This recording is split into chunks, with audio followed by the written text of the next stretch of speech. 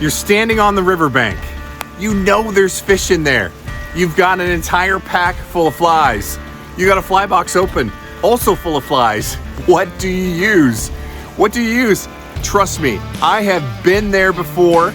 And in this video, I'm gonna talk about 40 years of experience fly fishing, right? And how do you overcome this? How do you overcome the anxiety that I once felt, that I know you're probably feeling when trying to choose the right fly when fishing your favorite river? Let's get into it. Oh, that's a beautiful fish. Wow. Yeah, that's a good fish. You're finally out there on your favorite river. You've got your gear on, you got the fly rod in your hand, you got your sling pack on, you've got boxes and boxes of different flies, and you're thinking to yourself, what should I tie on? What could be biting? And when you look into your box, you see so many different patterns, right? Some that look great in the fly shop that maybe don't look so great now that they're in your fly box. You're trying to find out, looking around in the water, trying to see if there's any activity, any fish activity at all, any bugs coming out of the water, anything at all, so that you know what to tie on to potentially catch a fish. So how many of you can relate to that? Well, right here, I have kind of summarized everything that I've done over the past 40 years of fly fishing rivers. And the cool thing about being a channel member, if you're part of the Fish On member group here, I'm gonna send you a copy of this. And there's about 20 different pages that's on this particular document that highlights the different bugs during the different seasons that you might fish a river. And I went as far as to get you some pictures and names of these bugs as well. So it'll kind of help you narrow down what to tie on next the next time you're fishing your favorite river. And in this video, we're gonna talk about the different seasons, some things to look for, some techniques that work, and most importantly, what flies do you tie on to find success in rivers?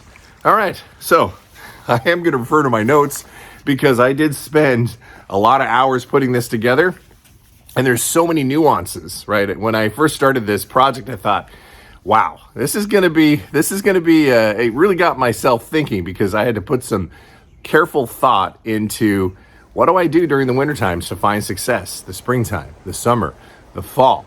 And I kind of summarized it to a host of different things that have worked well for me. So now you can kind of have a strategy the next time you go out there, but there's so many nuances. I mean, you do have to pay attention to what's going on, right? Look at the water.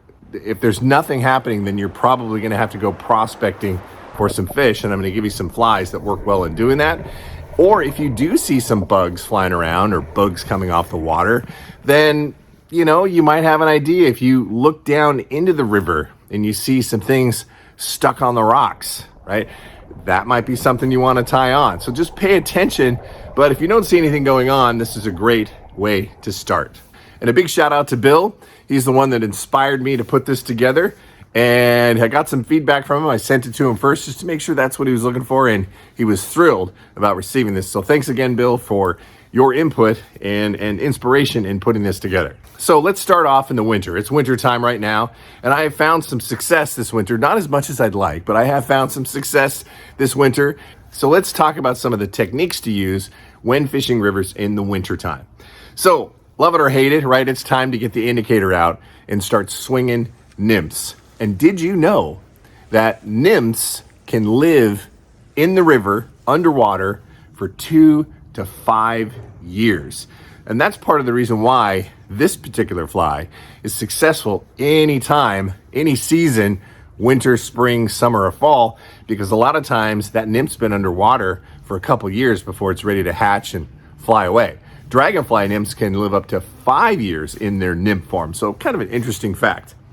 So indicator setups with double nymphs. Why do you fish double nymphs?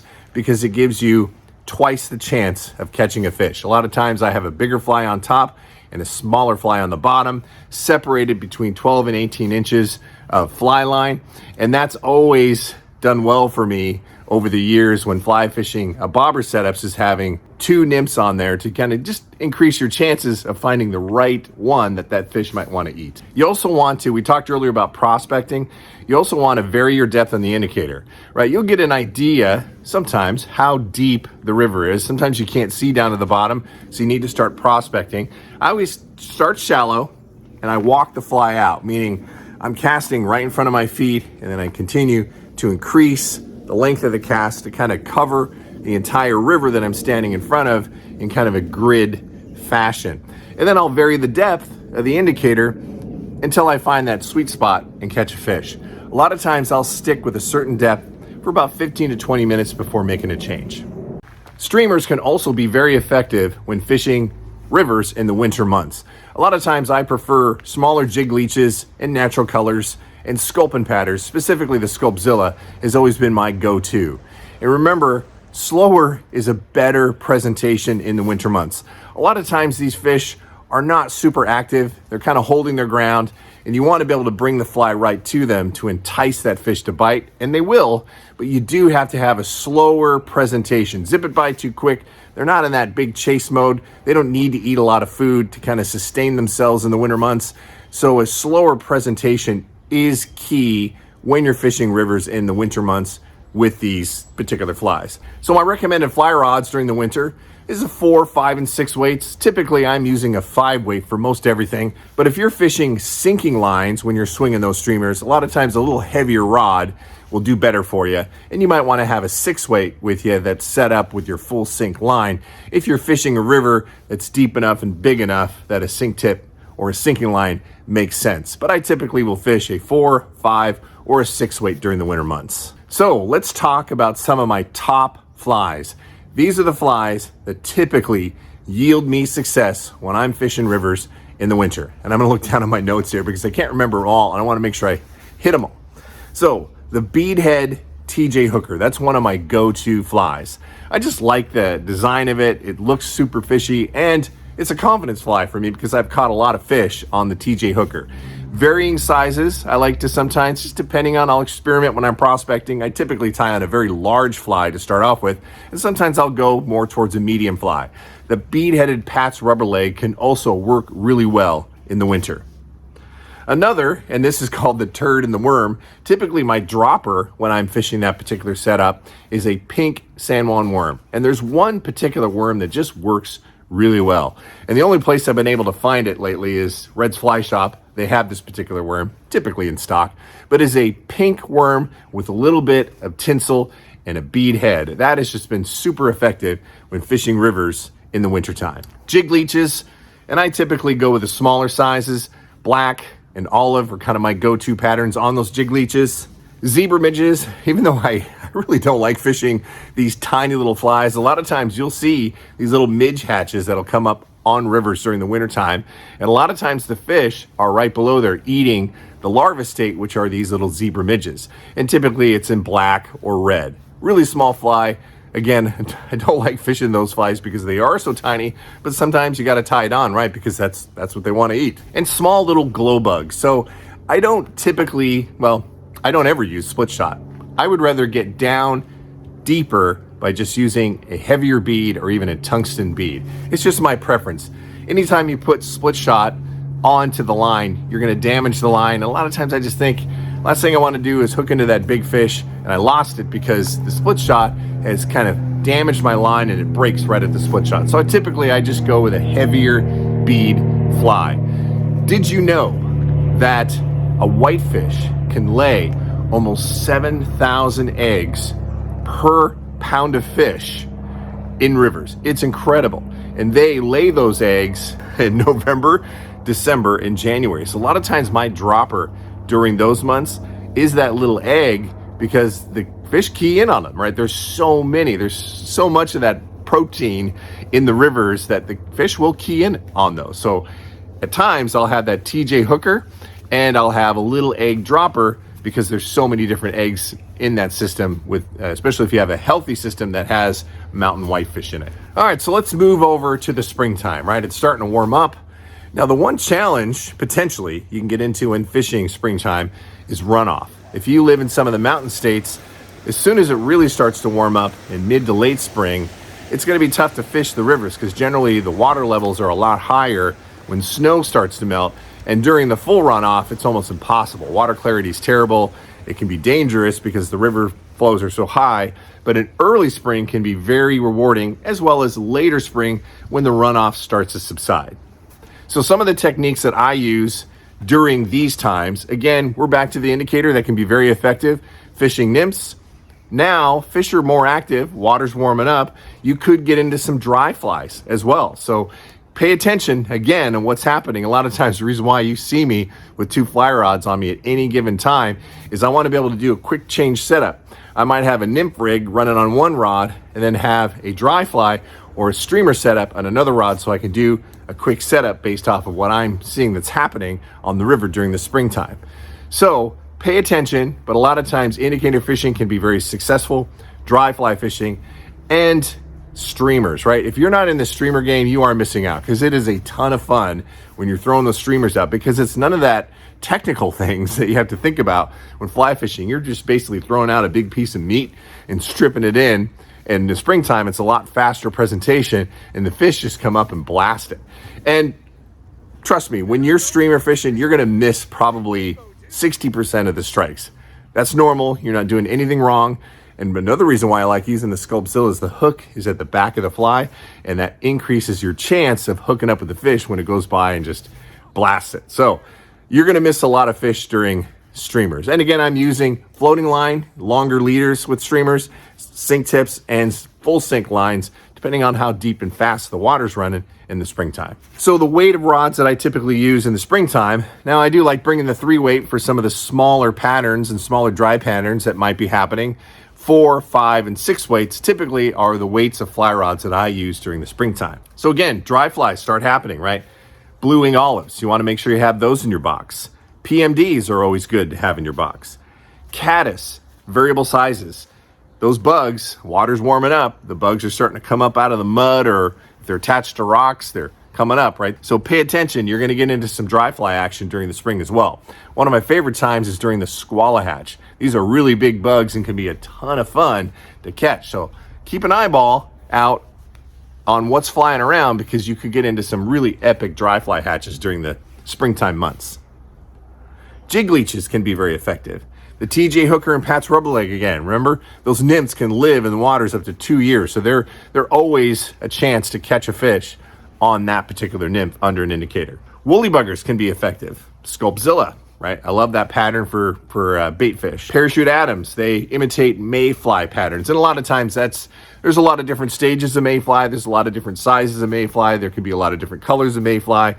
The Parachute Adams really is a great all-around fly for imitating mayfly. It also does a pretty good job with imitating some caddis as well. So it's kind of a nice general fly for both mayfly and caddis. Emergers, right? There was a time on one of my favorite rivers, the fish were just coming up and sipping, and I could see these bugs sitting right at the surface of the water, and these fish were eating them as the bugs were coming up and hatching and getting ready to fly away. That's essentially the emerging. They're emerging on the top of the water, so you want to have some emergers with you as well.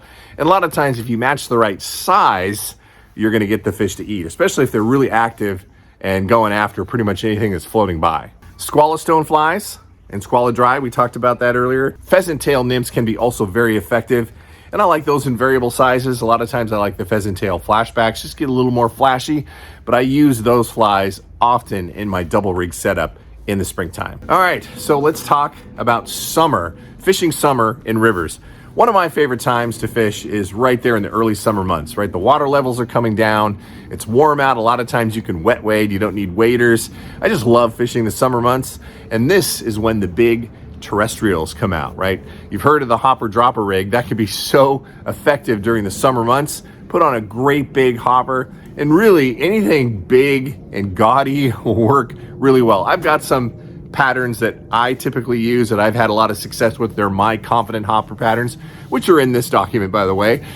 But really, any hopper, big foam hopper pattern can work real well. And the foamier ones do better for the dropper setups because they're more buoyant keeping. If you're using a small bead-headed dropper, just keeps everything up above the water and doesn't drag your hopper down. But a lot of times these fish, presentation isn't quite as important because typically these hoppers, right, they don't fall onto the river and just kind of sit there and float down. They're scurrying around, they're moving around. So sometimes you'll get a fish just by moving it, and all of a sudden it freaks the fish out and they come in and blast it. So hopper fishing can be so much fun in rivers during the summer. And typically I always have a dropper just for that fish that may not want to come up and eat that hopper, but they might eat a nymph as it's passing by. Streamers can also be very effective during the summer months. A lot of times these fish are really active, and if you can get a streamer into a cut bank or in and around big rock and zoom it by, a lot of times that triggers that little thing in their brain that they need to chase that down and eat it. So streamers can be also very effective during the summer months. Now you do need to pay attention to water temps, right? There is a certain water temp. I would encourage you to go after some warm water species. Leave the trout alone because they could really stress them out. If it gets too warm, the water has less oxygen. This fish can really struggle if you're fishing in the warmer months and the river temperatures have gone up significantly. Go after a bass, and that is so much fun on a fly rod until those water temperatures cool down. So what are some of the flies that I recommend? Terrestrials, right? There are a lot of different terrestrials, but I've got a list here of certain terrestrials that I trust that are confidence flies for me, from Chernobyl ants, hopper patterns, chubby Chernobyls. The reason why I like chubby Chernobyls, they're really easy to see, right? They're huge and they're super buoyant. You put a little of that fly egger on that particular chubby and that thing is good for the rest of the day. It's not going to sink. So it's a great stimulator pattern for the summer months. Smaller terrestrials too. Don't forget about beetles. A lot of times I tie on a sparkle beetle when maybe they're not as interested in the big hoppers, or you don't hear that typical sound that happens when you hear hoppers flying around. Tie on a smaller beetle. A lot of times you'll find some success as well. Mahogany duns in the morning, purple haze. I love fishing that purple haze fly. It's a little caddis fly. It's just, I don't know whether it's tied for the fly fishermen or not, but that purple haze has always done really well for me during the summer morning time months. The gray wolf can be super effective, and I fish those both medium and larger size. I do typically tend to go with larger flies in the summertime because a lot of times those fish are just looking for the bigger meal. The Madam X, I've had some epic days on rivers using the Madam X in red. Again, it's another one of my confidence flies, but I would definitely encourage you to have that in your box. Pheasant tail nymphs for droppers. I've used rainbow warriors for droppers, can be real effective. Beadhead flashbacks for droppers, right? And really, the smaller the better because it's not going to pull the fly down, and it just gives you that little extra chance of catching a fish if they happen to ignore your hopper that's going by and maybe lead the nymph. So it just increases your chances to be fishing with two flies. Sparkle minnows can be super effective too, especially when it's really bright out and you need to really entice that fish to bite. A lot of times a flashier fly can work better on brighter days, a little later in the day as well. And I've had a lot of success with sparkle minnows. So the fall season really is one of my favorite times to fish. One, the colors, right? The trees are starting to turn. If you're in an area that has larches, the larches are turning this bright yellow against the evergreen trees that are behind it. It's just a beautiful time to fish. A lot of times the water levels, as long as the rains haven't come in a huge way, the water levels are really good because snow is starting to build into the mountains, and the water clarity and levels are just really at their best during the fall season. It can be so much fun. What's cool about the fall is a lot of what worked really well in the summertime will carry over in early fall. I'll still be throwing a hopper in big terrestrial patterns, even though we've had a freeze, right? The hoppers are gone. A lot of times the fish are still keyed in on those big dry flies. So I have caught really nice fish with hoppers in early November. So I would encourage you to still throw a dry every once in a while just to see what happens. And a lot of times you might be surprised a fish will come up and eat it. October caddis, right? You've all heard of that. It's a big caddis pattern, can be super effective when that hatch happens in and around October, late October. Sometimes it extends in November, just depending on where you're at and how cool the fall is. I don't know what it is, but the red copper john has always done well for me, either in a dropper setup or a second nymph setup on a double rig in the fall months. Don't ask me why, but the red copper john has always been one of my go-tos. So you're back to using double nymph rigs again under indicators. You are swinging with Sculpzillas and big streamer patterns because, again, the fish know, right? Winter's coming. They need to fatten up, and a lot of times they are eating voraciously, going after bait fish, going after pretty much anything that floats by. And that's another reason why I love fishing the fall months, It's because the fish are just actively eating to try to get ready, right? And their brains know it's going to get cold. It's going to be harder to find food. It's not going to be as much bug activity. So I'm going to eat myself and become super fat just before the winter months. So a lot of times, streamer patterns, the same type, the jig leeches can be very effective. Sculpin patterns can be very effective during the fall months. So a lot of times I put the 3-weight away now because I am going with bigger patterns, more aggressive stripping and things like that. And I'm typically using a 4, 5, or 6-weight during the fall months. So one of the coolest thing too about fishing the fall months, and it's cool, but it also kind of screw up the fishing. There are a couple creeks in my neck of the woods that, especially during the pink season, which is every other year, holy smokes, the river just becomes packed full of spawning salmon. It's fun to see. It kind of messes up the fishing. A lot of times you got to go up higher into the system to find the trout, because I have found whenever the salmon are in rivers when there's that many salmon in the rivers, the trout are just, they're just kind of turned off by that. They're put off. They're not going to be eating as readily as they would have when the salmon are in there. But it certainly is cool to be fishing some of your favorite rivers and seeing these salmon coming up. So that kind of covers what to use and what to look for and some of the techniques that work for me during each season of the year fishing rivers. And again, I've got over 20 pages right here that list, we even talk about the different types of rivers when you're fishing tailwaters, when you're fishing freestone rivers, when you're fishing smaller creeks, larger streams. Gives you some tips and tricks on what to look for when fishing those big or those type of streams. And it's, again, a culmination of everything that I've learned over the 40 years I put down on paper. It just kind of helps you, have more success when you're fishing those type of streams. So how do you get this? Be part of the group. I started a club. It's an online club. It continues to grow, continues to evolve. And again, thanks to Bill for inspiring this. And if you're a club member, then you get to have a PDF version of this emailed to you so that you can always have it. It's a good read and it'll help inspire you when you're out there and perhaps find some success the next time you're out there in the winter, fall, spring, summer months fishing your favorite river. And I'll put a video right here that kind of describes what this club is all about. And thank you to the members that have joined. Appreciate you. And if you're considering joining, thanks so much. All right, everybody. Till the next time, fish on.